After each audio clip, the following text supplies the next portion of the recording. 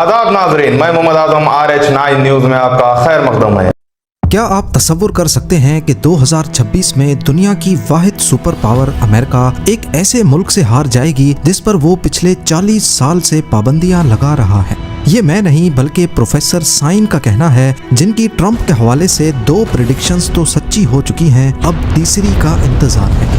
The United States will lose this war, which will forever change the global order. ये कोई मामूली conspiracy theory नहीं बल्कि game theory के माहिर प्रोफेसर साइन की वो डरावनी प्रेडिक्शन है जो अब तेजी से हकीकत बनती जा रही है। अगर ये सच्ची साबित हुई तो अगले 6 महीनों में आपके बैंक अकाउंट में पड़ा पैसा कागज की रद्दी बनकर रह जाएगा और दुनिया का निजाम हमेशा के लिए बदल सकता है। इस वीडियो में हम उस सीक्रेट स्क्रिप्ट को बेनकाब करेंगे जो मेन स्ट्रीम मीडिया आपसे छुपा रहा है। हम देखेंगे कि कैसे ईरान के $50,000 के सस्ते ड्रोन्स अमेरिका के $1 ट्रिलियन के गुरूर को मिट्टी में मिला रहे हैं, और सबसे बढ़कर क्या डोनाल्ड ट्रंप सिर्फ इमरजेंसी वॉर पावर्स या अपनी एक्सटेंशन के लिए पूरी दुनिया को एक तबाही की तरफ धकेल रहे हैं, जिसका रास्ता सीधा सीक्रेट सोसाइटीज और एंड टाइम्स के एजेंडा से निकलता है। अगले कुछ मिनटों में आपको सच्चाई का वो पहलू दिखने वाला है जिसका शायद दुनिया को अंदाजा भी नहीं है। नाजरीन, प्रोफेसर साइन की पहली पेशेनगोई ये थी कि डोनाल्ड ट्रंप दोबारा इलेक्शन जीत जाएंगे, जो कि बिल्कुल सच्ची साबित हुई। दूसरी पेशेनगोई ये थी कि ट्रंप के पावर्स में आते ही अमेरिका और ईरान के बीच एक भयानक जंग शुरू हो जाएगी, और वो भी हो गई। लेकिन उनकी तीसरी पेशेनगोई जिसने सबके होश उड़ा दिए वो ये थी कि इस जंग में दुनिया की सबसे बड़ी सुपर पावर यानी अमेरिका बुरी तरह हार जाएगा। और ये सिर्फ एक प्रेडिक्शन नहीं है, इसके पीछे कई लॉजिकल आर्गुमेंट्स भी हैं। आज की वीडियो में हम इस तीसरी और सबसे खतरनाक पेशेनगोई का पूरा पोस्टमार्टम करेंगे और समझेंगे कि आखिर एक मिलिट्री सुपर पावर ईरान से कैसे हार सकती है।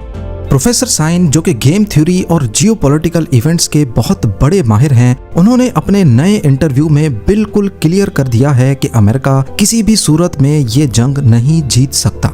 चलिए सीधा पॉइंट पर आते हैं और समझते हैं कि ईरान आखिर इस वक्त कहाँ खड़ा है। अगर हम प्रोफेसर की डीप एनालिसिस को देखें तो पता चलता है कि ईरान इस जंग के लिए पिछले 1-2 साल से नहीं बल्कि पूरे 20 साल से तैयारी कर रहा था। उनकी इस्लामिक रजीम में इसको एक आखिरी जंग के तौर पर देखा जाता है जिसमें वो अमेरिका को एक बड़ा शैतान मानते हैं। ईरान ने पिछले साल जून में होने वाली जंग से बहुत ज्यादा एक्सपीरियंस हासिल किया। उस वक्त उन्होंने सिर्फ हमला नहीं किया बल्कि अमेरिका और इजराइल दोनों की ताकत, उनके डिफेंस सिस्टम्स की कमजोरियां और उनके हमला करने के तरीकों को बहुत गहराई से स्टडी किया। उनके पास पूरे 8 महीने थे इस नए हमले की मुकम्मल तैयारी करने के लिए, और इस दौरान वो अमेरिका के साथ डायलॉग में आकर और कुछ नहीं सिर्फ टाइम खरीद रहे थे। सबसे बड़ी बात यह है कि ईरान डायरेक्टली लड़ने के बजाय अपनी प्रॉक्सीज का बेहतरीन इस्तेमाल कर रहा है। इन प्रॉक्सीज में यमन के हुतीज, लेबनान की हिजबुल्लाह, पैलेस्टाइन का हमास और इराक और सीरिया की मुख्तलिफ शिया मिलिटेंट्स शामिल हैं। इन सब ने मिलकर अमेरिका की मेंटालिटी और उनके लड़ने के तरीके को अच्छी तरह रीड कर लिया है। अब उनकी स्ट्रेटेजी सिर्फ अमेरिकन फौजियों को मारना नहीं बल्कि उनकी मास्टर स्ट्रेटेजी ये है कि पूरी अमेरिकन एम्पायर और ग्लोबल इकोनॉमी को तबाह किया जाए। ये लोग डायरेक्टली अमेरिका से टकराने के बजाय उन कंट्रीज को निशाना बना रहे हैं जो अमेरिका की इकोनॉमी की असल ताकत हैं, यानी GCC कंट्रीज जिनमें सऊदी अरब, UAE, कतर और बहरीन शामिल हैं। ईरान की ये स्ट्रेटेजी कितनी खतरनाक और वेल प्लान्ड है, इसका अंदाजा आप इस बात से लगा सकते हैं कि वो सिर्फ मिलिट्री बेसिस पर मिसाइल्स नहीं गिरा रहे बल्कि इन अरब मुल्कों के क्रिटिकल एनर्जी इंफ्रास्ट्रक्चर और पानी के निजाम को भी टारगेट कर रहे हैं। मिडिल ईस्ट के इन मुल्कों में पीने के पानी का कोई नेचुरल रिसोर्स नहीं है। वो समंदर के नमकीन पानी को डीसैलिनेशन प्लांट्स के जरिए प्रोसेस करके इस्तेमाल करते हैं। इन मुल्कों का 60% से ज्यादा पानी इन्हीं डीसैलिनेशन प्लांट से आता है। प्रोफेसर साइन ने एक बहुत ही डरावनी मिसाल देकर समझाया कि एक छोटा सा ईरानी ड्रोन जिसकी कीमत मुश्किल से $50,000 होती है, अगर वो सऊदी अरेबिया के शहर रियाद के एक मेन वाटर डीसैलिनेशन प्लांट पर गिर जाए और उसे तबाह कर दे तो उस 10 मिलियन की आबादी वाले शहर में सिर्फ 2 हफ्ते के अंदर अंदर पीने का पानी खत्म हो जाएगा। जरा तसव्वुर करें कि 2 हफ्ते में एक पूरा शहर प्यास से मरने लगेगा। इसके साथ ही ईरान ने इस वक्त प्रैक्टिकली स्ट्रेट ऑफ हॉर्मुज जैसे अहम समंदरी रास्तों को ब्लॉक करना शुरू कर दिया है, जहां से इन अरब मुल्कों का 90% खाना और अनाज आता है। आमतौर पर लोग समझते हैं कि इस कशीदगी से सिर्फ थोड़ी बहुत महंगाई आएगी या ग्लोबल इकोनॉमी डिस्टर्ब होगी, लेकिन असल में ईरान इस वक्त सऊदी अरेबिया और यूएई जैसे मुल्कों के वजूद को मिटाने की धमकी दे रहा है। और यहाँ आपका ये जानना भी जरूरी है कि ये अरब मुल्क अमेरिका की इकोनॉमी के लिए भी एक रीढ़ की हड्डी का काम करते हैं। इसकी असल वजह पेट्रो डॉलर का निजाम है। ये अरब मुल्क अपना ऑयल दुनिया को डॉलर्स में बेचते हैं, जिससे डॉलर की डिमांड हमेशा ऊपर ही रहती है। फिर यही मुल्क इन डॉलर्स को वापस अमेरिका की स्टॉक मार्केट और रियल एस्टेट में इन्वेस्ट कर देते हैं। आजकल अमेरिका की पूरी इकोनॉमी और स्टॉक मार्केट आर्टिफिशियल इंटेलिजेंस पर खड़ी है। इन AI डाटा सेंटर्स में सबसे ज्यादा हैवी इन्वेस्टमेंट इन्हीं गल्फ स्टेट्स और अरब मुल्कों की है। इस जंग के चलते अगर ये गल्फ स्टेट्स अपना ऑयल नहीं बेच पाएंगी तो जाहिर है उनकी इकोनॉमी तबाह होकर रह जाएगी, और जाहिर है फिर वो अमेरिका के AI सिस्टम में मजीद इन्वेस्टमेंट करना बंद कर देंगे। जिस दिन ये अरब इन्वेस्टमेंट रुकी, अमेरिका का ये झूठा AI बबल पूरी तरह फट जाएगा और उसके साथ ही पूरी अमेरिकन इकोनॉमी जमीन पर आ गिरेगी, जिसे प्रोफेसर साइन ने अपनी जुबान में एक फाइनेंशियल पोंजी स्कीम का नाम दिया है। अब ये सवाल पैदा होता है कि दुनिया की सबसे एडवांस और ताकतवर अमेरिकन फौज इन सस्ते ड्रोन्स का मुकाबला क्यों नहीं कर पा रही। इसकी असल वजह यह है कि अमेरिकन मिलिट्री का पूरा स्ट्रक्चर और माइंडसेट वर्ल्ड वॉर 2 और कोल्ड वॉर के जमाने का बना हुआ है। कोल्ड वॉर के दौर में असल मुकाबला मसल फ्लेक्सिंग का था कि किसके पास सबसे महंगी और कॉम्प्लेक्स टेक्नोलॉजी है, कौन पहले चांद पर जाता है और किसके पास सबसे बड़े मिसाइल्स हैं। अमेरिका का पूरा एयर डिफेंस सिस्टम ऐसी ही महंगी और कॉम्प्लेक्स टेक्नोलॉजी पर बेस्ड है, जिसको बनाने और चलाने में अरबों डॉलर्स लगते हैं। इसके बरक्स आज की 21वीं सदी की जंग बिल्कुल बदल चुकी है। ये एसिमेट्रिक वॉरफेयर का दौर है, जहां एक बहुत सस्ता हथियार एक बहुत महंगे सिस्टम को तबाह कर सकता है। हाल ही में इजराइल से आने वाली एक वीडियो ने पूरी दुनिया के डिफेंस एक्सपर्ट्स को हैरान कर दिया है, जहां ईरान का सिर्फ एक आम सा बैलिस्टिक मिसाइल जमीन की तरफ आ रहा था और उसको हवा में रोकने के लिए अमेरिका और इजराइल ने 11 अलग अलग इंटरसेप्टर मिसाइल्स फायर किए, मगर फिर भी वो उसे रोक नहीं सके। दूसरी तरफ ईरानी शाहिद ड्रोन्स पूरी तरह से ईरान और रशिया में ही बने हैं, यानी इनकी सप्लाई लाइन पर उन्हें किसी दूसरे मुल्क पर डिपेंड नहीं करना पड़ता। शाहिद 136 ड्रोन, जिसे गिरान 2 भी कहा जाता है, अपनी सादगी और लो कॉस्ट की वजह से मॉडर्न वॉरफेयर में एक गेम चेंजर साबित हुआ है। इन ड्रोन्स में 2 स्ट्रोक पिस्टन इंजन है, जो 185 किलोमीटर पर आवर की स्पीड से 2000 किलोमीटर का फासला सिर्फ और सिर्फ 100 लीटर फ्यूल में तय कर सकता है। इसको चलाना भी कोई ज्यादा मुश्किल नहीं है, सिर्फ GPS कोऑर्डिनेट्स डालकर इसे रवाना कर दिया जाता है। और क्योंकि ये बहुत लो फ्लाइंग करते हैं, जिसके 2 फायदे हैं। एक तो ये जहां से गुजरता है खौफ फैलाता हुआ जाता है, और दूसरा लो फ्लाइंग की वजह से इसको इंटरसेप्ट करना भी बहुत मुश्किल है। सिर्फ 8 फुट चौड़ा ये ड्रोन 40 kg तक बारूदी मवाद लेकर जा सकता है। इसे महंगे इंटरसेप्टर से रोकना ऐसा ही है जैसे गाड़ी को रोकने के लिए ट्रेन का इस्तेमाल किया जाए।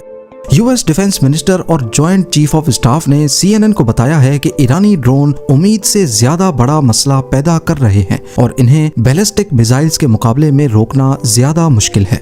ये एक बहुत बड़ा फाइनेंशियल डिजास्टर है। एक तरफ ईरान का एक सस्ता सा ड्रोन या मिसाइल कुछ हजार डॉलर्स का है, जबकि उसको गिराने के लिए अमेरिका जो एक इंटरसेप्टर मिसाइल चलाता है उसकी कीमत कई मिलियन डॉलर्स है। जब आप $50,000 के ड्रोन को मारने के लिए $2 मिलियन का मिसाइल चलाएंगे तो ये जंग आप लंबे अरसे तक अफोर्ड नहीं कर सकते। अब अमेरिका के पास इन महंगे मिसाइल्स का स्टॉक तेजी से कम हो रहा है और उन्हें अपने एशिया वाले मिलिट्री रिजर्व्स को भी इस्तेमाल करना पड़ रहा है, जो उन्होंने चाइना के डर से बचा कर रखे थे। ये असल में अमेरिका के उस गरूर के टूटने की निशानी है जिसने 20 साल से पूरी दुनिया पर अपनी बादशाहत कायम की हुई है।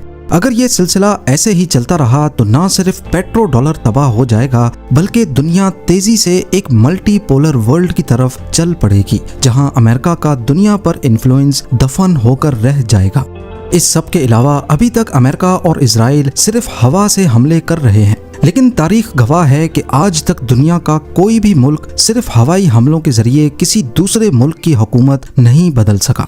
रजीम चेंज के लिए आपको हर हाल में ग्राउंड ट्रूप्स को उतारना पड़ता है। अमेरिका के टॉप ऑफिशियल्स और सेक्रेटरी ऑफ वॉर के बयान के मुताबिक अमेरिका किसी सूरत अपने ग्राउंड ट्रूप्स फिलहाल ईरान भेजने का कोई इरादा नहीं रखता। आने वाले चंद महीनों में अमेरिका पर अरब कंट्रीज और इजराइल की तरफ से बहुत शदीद प्रेशर आएगा कि वो ज़मीनी फौज भेजकर ईरान के खतरे को हमेशा के लिए वाइप आउट कर दे, क्योंकि अगर इन मुल्कों को कुछ हुआ तो अमेरिका का पेट्रो डॉलर भी उनके साथ डूब जाएगा। तो अब सवाल उठता है कि अमेरिकन प्रेसिडेंट डोनाल्ड ट्रंप ऐसी जंग में क्यों कूद गए जिसके बारे में टॉप मिलिट्री कमांड ने पहले ही वार्न कर रखा था। प्रोफेसर साइन के मुताबिक इस बेवकूफ़ाना फैसले के पीछे 3 बड़े रीजंस हैं जिन्होंने ट्रंप को मजबूर किया।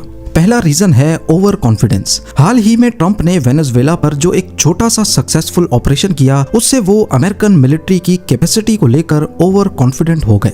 बिल्कुल वैसे ही जैसे हिटलर ने यूरोप को आसानी से फतह करने के बाद गुरूर में आकर सोवियत यूनियन पर हमला किया था, जो आखिर में उसकी फौज की तबाही का सबब बना।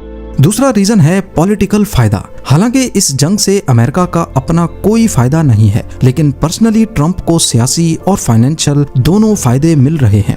सऊदी अरेबिया और इजराइल इनडायरेक्टली इस जंग के लिए लॉबिंग कर रहे हैं। याद रखें कि सऊदी ने ट्रंप के दामाद जारेड कश्नर के प्राइवेट इक्विटी फंड में $2 अरब की मैसिव इन्वेस्टमेंट की हुई है।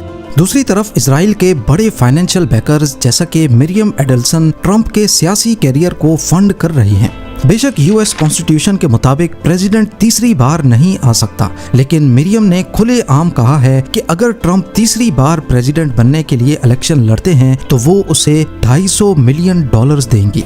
ये भी हो सकता है कि जंग की आड़ में Donald Trump war time president के तौर पर अपना टेन्योर एक्सटेंड करवा ले।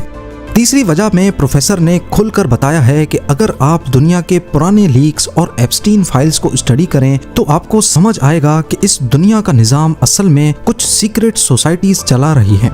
इनमें सबसे मशहूर ग्रुप इल्यूमिनाटी का है, जो मजीद 3 हिस्सों में बटा हुआ है। एक तरफ जेजुइट्स हैं जो वेटिकन को कंट्रोल करते हैं, दूसरी तरफ सेबेस्टियन फ्रैंकिस्ट हैं जिनका मॉडर्न इजराइल के पावर स्ट्रक्चर पर होल्ड है, और तीसरी तरफ फ्री मैसन्स हैं जो अमेरिका के पूरे नेशनल सिक्योरिटी और मिलिट्री ऑपरेटर्स को कंट्रोल करते हैं।